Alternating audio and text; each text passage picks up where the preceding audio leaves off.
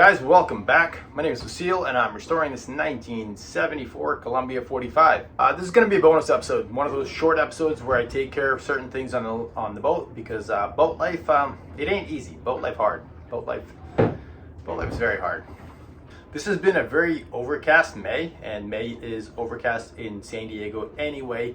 This has just been a strange year. We've had a ton of rain and more overcast than we've had in many years prior. So what that means is my solar panels are not producing the power that I need, especially after I put in my refrigerator. It's 9:30 in the morning and it's very overcast. Usually it burns off. It burns off by about noon and we get full sunshine. Not this month. This whole month pretty much has stayed almost like this. We get bursts of sunshine here and there, but for the most part it's like this. It's very overcast, which means my solar panels not getting charged at all. Yep, 11.8 volts. That's not good. That's not good at all. Oh, 11.7. And we need power. We need power ASAP. Since I don't possess the power to part these clouds and create more sunshine, I have to find an alternate source of power. For me, I have this generator which doesn't run. So I got this when I bought the dinghy. The guy gave it to me. Now it's just a matter of getting this thing up and running so I can actually have 2,000 watts of power when I need them. As far as I know, it probably is easy. It should just be the carburetors. They need to be cleaned. There's a lot of ethanol here in California gas, and what that does is typically clog the carburetor, usually along the float. So we're going to take this generator apart and see if we can get it started. Let's check real quick. So we have engine power on, throttle smart on, that's for fuel savings. Fuel petcock is on, choke is on. Give it a couple of pulls and see if she turns over.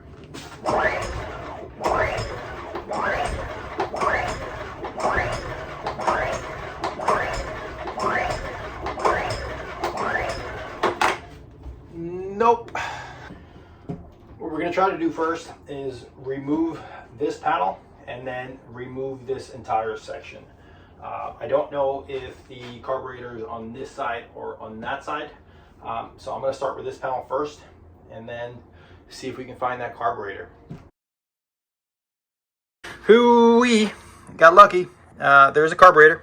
So that was the right panel. However, this entire piece of plastic is preventing me from getting to the carburetor because that's not going to be easy to access or to remove. I have to take off this half of the plastic piece in order to allow me access to this carburetor.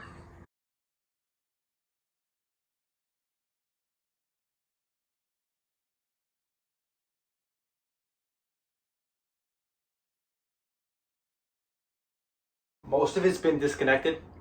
It's just now sitting on the gas tank. So let's give it a couple of nudges. There we go. Okay, so this panel's off. We now have clean access to the carburetor. Once here, let's talk about the different components. So this is where the valves sit. This is the rebreather, which recirculates any unburned gases into the intake manifold, therefore reducing emissions. Right here is where the float mechanism is located. This is our overflow valve for any gasoline. And we have to take apart these 2mm bolts, two 10mm bolts, to get this carburetor out of the way.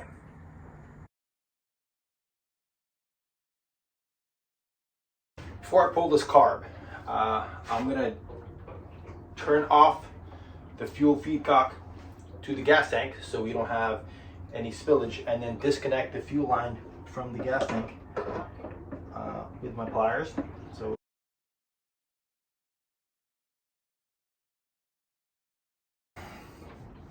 in this case, I actually had to pull the air box out. So it had a screw on this side, and then once you take out the filter element, there was another screw on the inside of the box.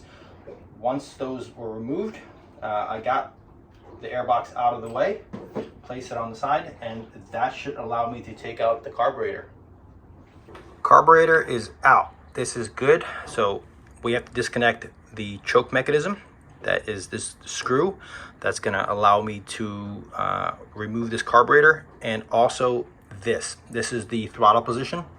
The gas, it is electronic because it does change the load on the throttle depending on how much electrical load is being imposed on the generator. So again, it does it automatically. It gives it gas when it has more power needs and lowers the gas when the load goes down. So it's going to be removing 1, 2, 3, and then loosening this bolt so I can take out the cable for the choke mechanism.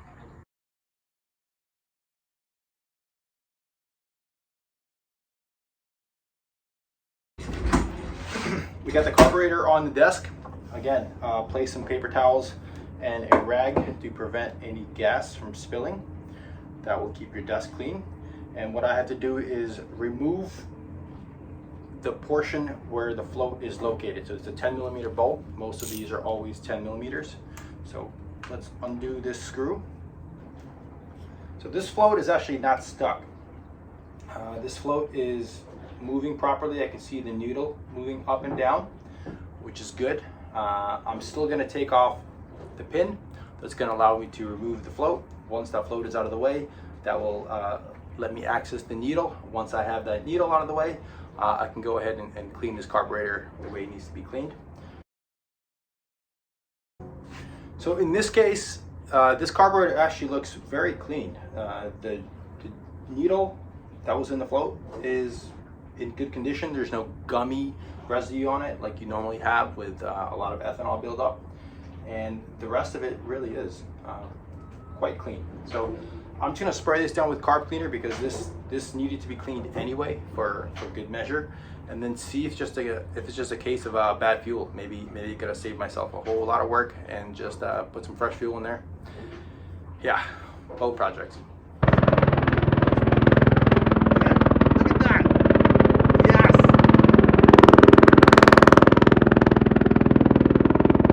Okay guys, I put this thing back together, so let's see if that was a huge waste of time with the carburetor. I don't think it was, because it's always a good idea to clean carburetors in anything that's been sitting for a long time. But let's give this thing a pull, see if she's good to go. Fuel is on. I did notice that the choke is a little bit sticky, so I will have to put some lubrication and exercise that. This cable does stick a little bit, so we'll have to get to that. But again, let's see how we do. Okay.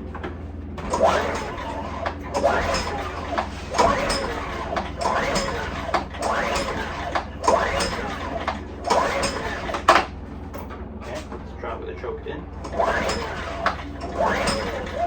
She feels like she wants to start. She really does.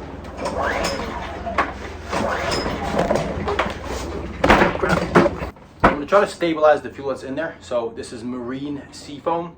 This stuff is great for stabilizing fuel, cleaning fuel injectors. You can actually clean oil crankcases with this too if you add it to the oil in the crankcase before you do an oil change. So we're going to add a little bit of this into the fuel source in order to see if it's the bad fuel, and this can fix it. If not, I'll have to drain the entire system and add fresh fuel in. So I'm going to add a healthy amount of this because I want the system to be cleaned out. And let's see if she turns over.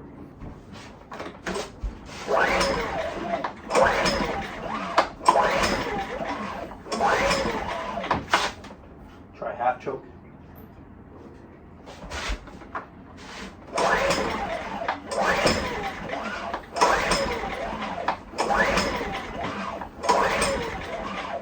Try full choke.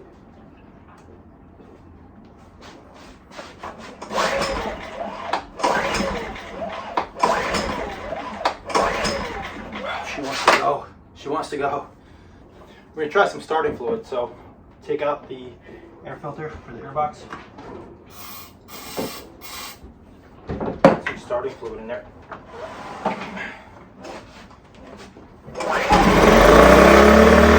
Ladies and gentlemen,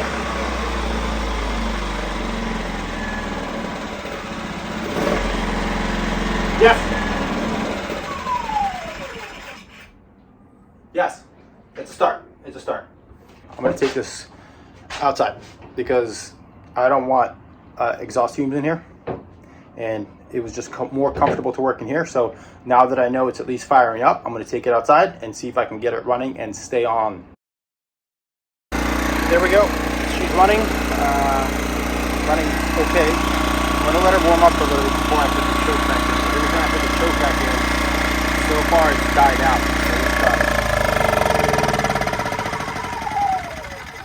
So she just comes to a screeching halt. I think we just need to let her run on the choke for a little bit.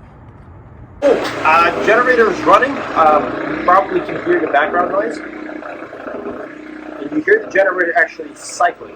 So what it's doing is it has this smart throttle control on. So it's trying to figure out how much load is on there.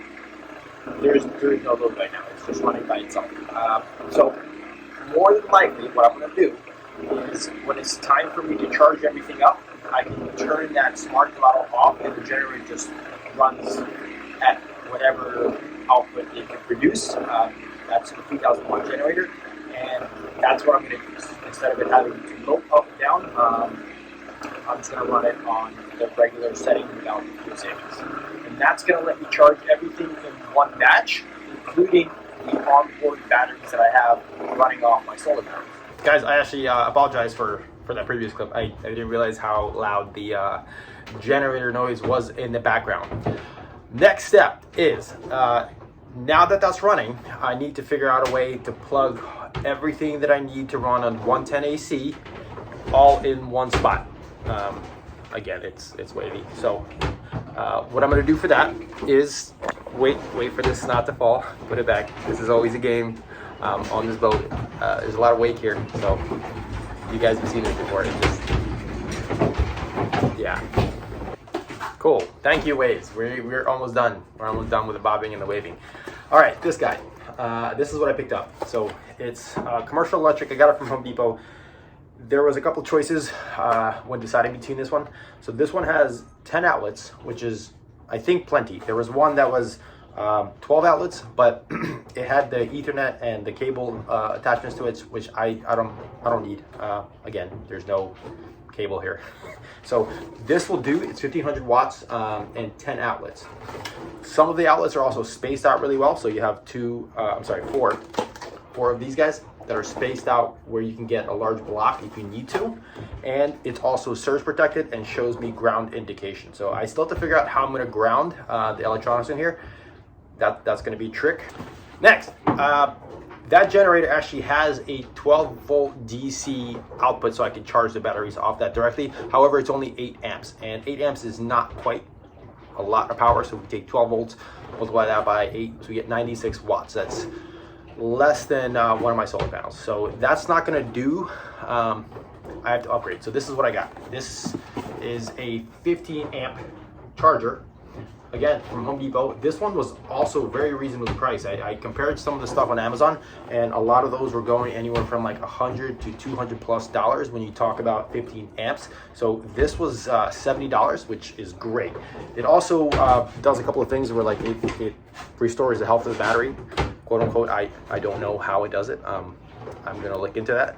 But it can also be a charge starter or a starter in case I need it. Probably not going to need it anytime soon, but for the price, that will do. That's going to be hooking up to my batteries for that trickle charge that I need when the batteries are low because there wasn't enough sun during the day, or I just used a lot of juice off the solar panels. Underneath my desk, which is where my power stations are, so batteries are underneath, and I got a bus bar, all my chargers. This is the rightful place for this. It's going to go under here, so I'm going to put it right against this wall. And the other thing I really like about this one, why I specifically went with this one, is it has holes, which is great to attach it to a wall. Again, we're on a boat, so things move, and screws help a lot with that. Also, the cord is 15 foot long. Fantastic. That should give me enough distance to run it through here into this hole and to the generator, and have the generator actually sit relatively far from the entrance so that I'm not getting a whole bunch of fumes up in here. First thing I got to do is I actually screwed this desk into the wall so it doesn't fall. I'm going to unscrew that and then slightly move it out, and that will give me enough space to slide my my thing in. And there's a feather from those demon birds. Get off my boat, Fred!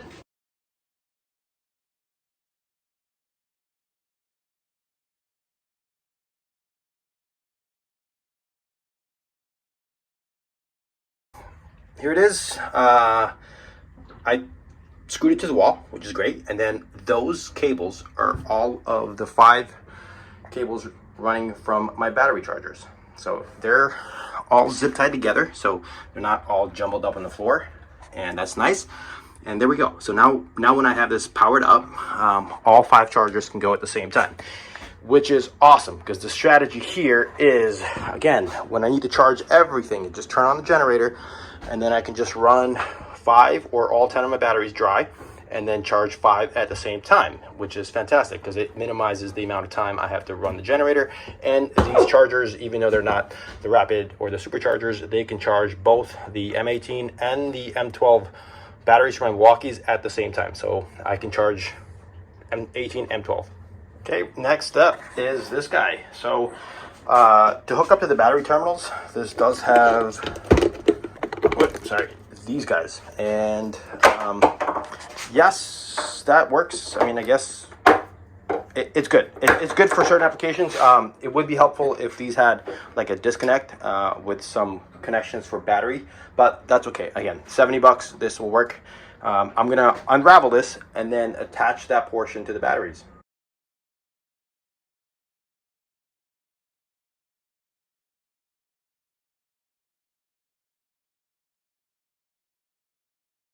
Everything's in place.